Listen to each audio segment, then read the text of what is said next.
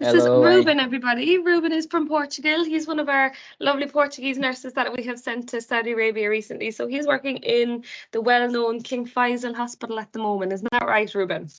that's right. I'm working now in emergency in King Faisal Hospital. That's correct. Yeah. So tell me about you before, I suppose, you went to Saudi. How long were you working in the ER, or when did you qualify, or what was your experience before you went? So I work as a nurse in Portugal for 5 years and in emergency 3 years. So in that time I decided that I need to change. So I apply with you, with Profco, for this opportunity here in Saudi. So a total now of 6 years nursing, and I'm here for 3 months now. Yeah. 3 months you're there, and you're working in the ER in Saudi as well. Yeah, I'm working in emergency department here, and yeah, until now. So how do you find it? Do you find it very different to the ER back home, back in Portugal? actually, surprisingly, I didn't find that much difference. Of course, there are some difference between our competencies and our specific work, but in general, I would say 70% is the same. The patients, the diseases, even the work, the team, the positions, the areas. I would say that 70% is the same. Of course, there are some difference between the Portugal nursing and here. Here what we would you have say a the lot differences are? Like, what would you say for new people that are coming over now, that would be maybe coming to the ER? What can they expect to be different there? Okay, so here we have, I can give you an example. We have for example, the RTs in Portugal, we don't have. The RT is a respiratory therapy.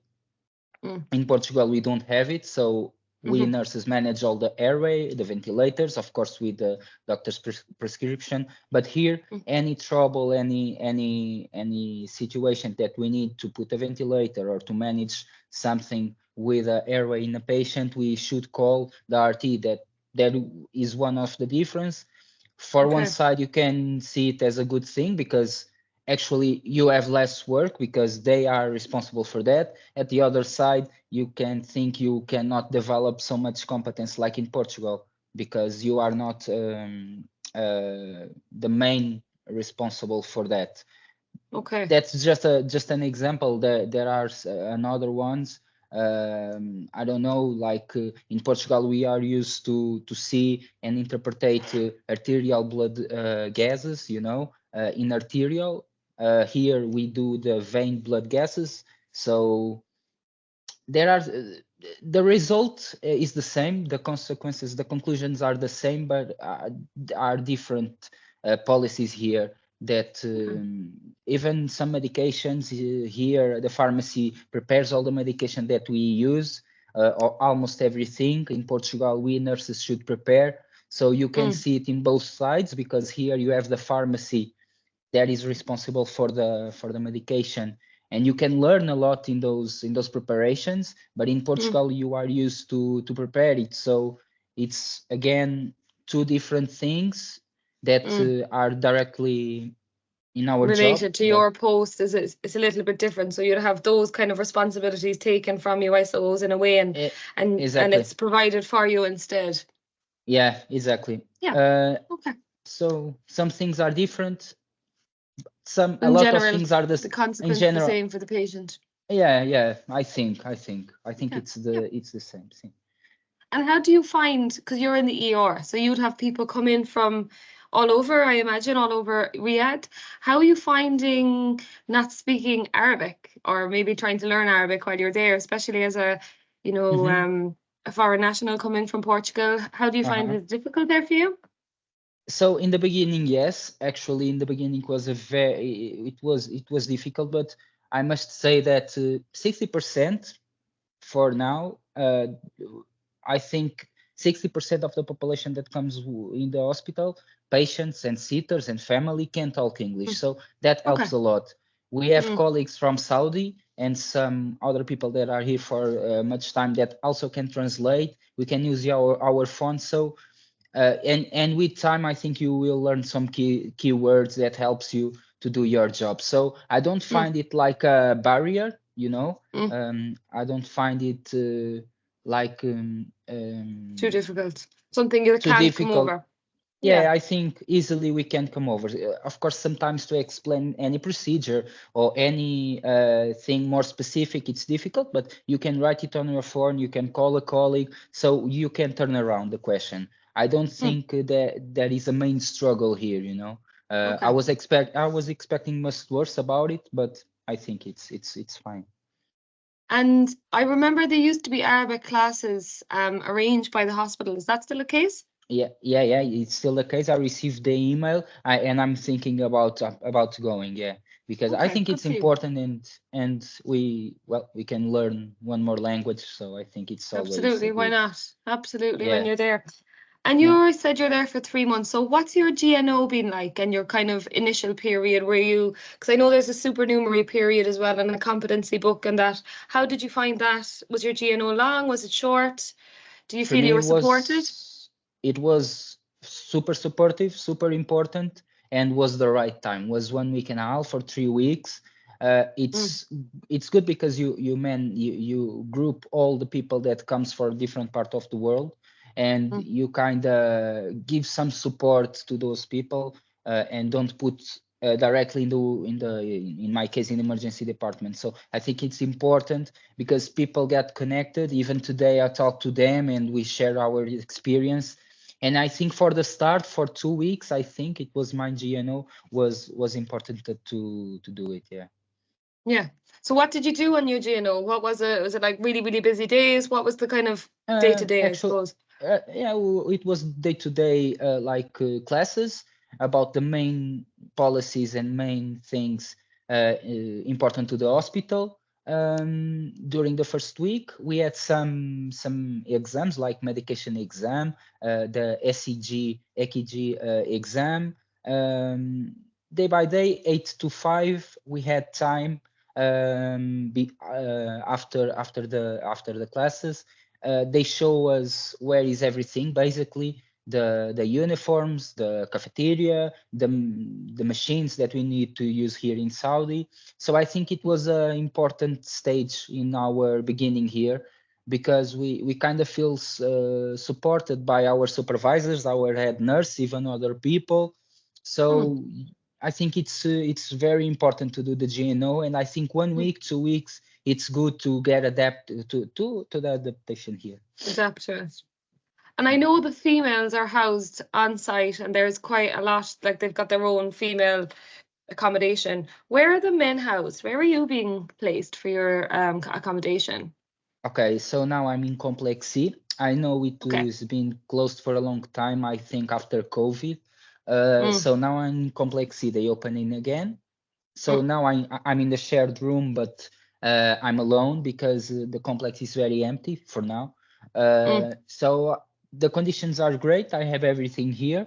The only thing I can say I can see the complex is very old and needs some maintenance here.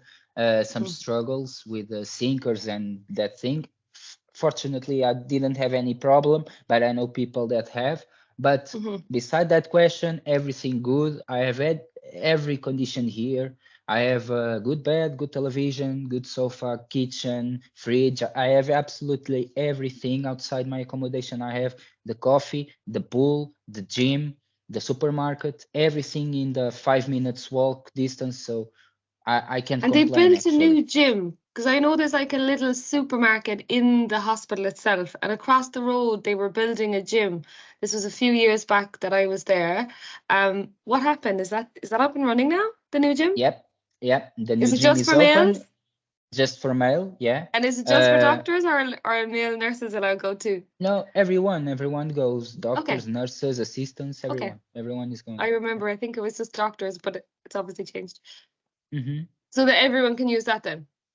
Or just Everyone, males? for I can see. Yeah. Oh I'm yeah. using Okay. in 3 months, so yeah, everyone is there. So And what's your work-life balance like?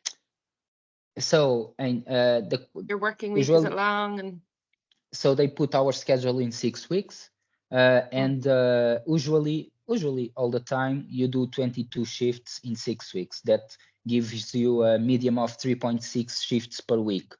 That compared to what I have in Portugal is great. You have time to rest. Of course, the shifts are busy, but I think everywhere, especially in emergency, they are busy. It is what it is. So usually I work 3 days, I'm off 2, or I work 2 days and I'm off 3. It depends of the week. Sometimes, especially in this time, the emergency is very busy. They asking for help, so there's a lot of opportunities to do overtime. Nice. And I already did it, twice, and I'm doing more now. So it's 22 shifts, 6 weeks, 3.6 shifts per week. You change it, 6 weeks days shift, 6 weeks night shift. Okay. And yeah, usually it's that. I think it's a balanced schedule. You have time for do your things, and don't find it too busy. No, actually, I don't find it too busy. And to get you there, the processing of our processing and our paperwork requests, how was it for you? Was it long? Yeah, the only thing I have to say from a negative perspective, it's too long. I know it's not your fault, because some things are just taking too long. The prometric exam, the results, everything takes time. I don't know how can we improve that, because there are different companies that like the data flow, that are external to you and to the hospital. But the process with me was super linear, super great. I don't find any trouble. The thing was too long. It was waiting. And what delayed your processing? Was it the Saudi council? So you've obviously done your Saudi council if you've done your prometric. The Saudi council took some time. So there's the visa, the medicals, and the Saudi council. The visa took me like 1 month and a half, I think. Okay. And I got, like, I have everything prepared in December, in the beginning of December, and the visa from the hospital took like 1 month and a half. So, I just came in February when I could reach January, but well, it's gotta be. What it is. Yeah. No, I didn't find. And how did you find going through for your Saudi council? Was it difficult? Just the data flow, classification, and then the prometric? How was that? Was it? I think, the data flow, it has to be with the hospitals in Portugal. I think it's a general problem that the human resources sometimes take some time, or some type of delays to responding to data flow. So I think there is a problem from our hospitals, not only mine, but I think everyone has the struggle. But after that, I think it's a linear process. About the prometric, I think I have to say these Portuguese nurses are very, very good. They have a lot of knowledge, because I'm gonna be honest with you, I didn't need to study much to pass prometrics and have a good degree, because our preparation, I think, is very, very, very good. I felt that during the exam. I was finishing the exam and I felt 100% that I passed. So that has to be with our experience, our responsibilities, and our competencies there. And let me just say this: I appreciate a lot to emergency in Portugal, because when I arrived here, I was super, super prepared. So I think it's important to refer this. Yeah. Oh, good for you. Good for you, Ruben. That's good to hear. Yeah. Thank you. So in general about Saudi Arabia, what kind of surprised you? Like, is it different to what you expected? Is it similar? Is it very conservative? What had you in your head, and how is it different, I suppose? So Saudi, actually, the people are very nice, very empathic, very polite, educated. I didn't find a great cultural shock. I didn't. I don't know if it's because Portugal already have a lot of immigrants too, so are used to deal with other people, other immigrants, and other cultures. I didn't find it very, very shocking, actually. Of course, they have the culture and their time to pray and to do their things. it's a question of respect, I think. I never find that, oh, this is super different. Never. Yeah. They have their time, their beliefs, but at the end of the day, we are all humans, you know. So I think there is something connecting us, despite the beliefs anyone has. So it was not shocking. The city has some events. Probably the most shocking thing I'm starting to feel now is the weather. Very hot and very hot.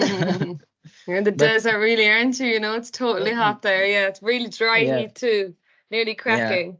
Yeah. Damn, this is horrible. I'm in home now, but And I but think I remember you'd go from like, you know, air conditioned building to an air conditioned car to an air conditioned building. And if you had to walk even 5 yeah, minutes, you're just yeah, so warm, isn't it? it's Roasting. People terrible, don't walk terrible. around out there. Yeah. And how do you get around then? Is it Ubers that you're getting? Is Uber still going on out there? Sorry, I didn't. Is Uber still, how do you get around? Is there Uber Yeah, still? Uber. Uber is Yeah, fine. usually Okay. Uber. Yeah, I ask the So, Uber. They come here in the complex, and I just go. that's fine. And any advice to people thinking of traveling, or any advice to people that are on the fence and trying to decide if they should go to Saudi or not? I think, well, if you want to come here, I think I talk to a lot of people in Portugal, and a lot of people say, oh, Saudi is like this and like that. I think you should try, because it's not what people say. Truly, it's not what the people say. You have great conditions here, of course, in the contract and in home. You just need to change a bit your mindset, be more open to a new type of policies and culture. But I think if you come with the right mindset, you can manage things. Everyone respects you, everyone supports you, so you should do the same to the others. And do you feel that as you were going there as a man, it made any difference for you, do you think? Like from speaking to your colleagues or? Look, I don't find it different, but sometimes I know that some girls, when they are walking in street alone, the cars like to Beep. do the beep. Yeah, Beep, beep. thank you. Yeah, they find it uncomfortable. Of course, I don't think that should happen, but but in general, I don't find any difference. No, I think sometimes that happens when they walk alone, but it's a country that, for what I can see, is changing. You know, the rules are changing, the laws are changing, and I think with some time, probably things will be more open and more equal. You know. Absolutely. That's great, Ruben. Thank you so much for your time. No problem. Thank you, Anything Aine, we can for do for everything. you at this point? Anything you need No, help no, with? no, No? no. All good. Everything's If fine. there's anything at all, let us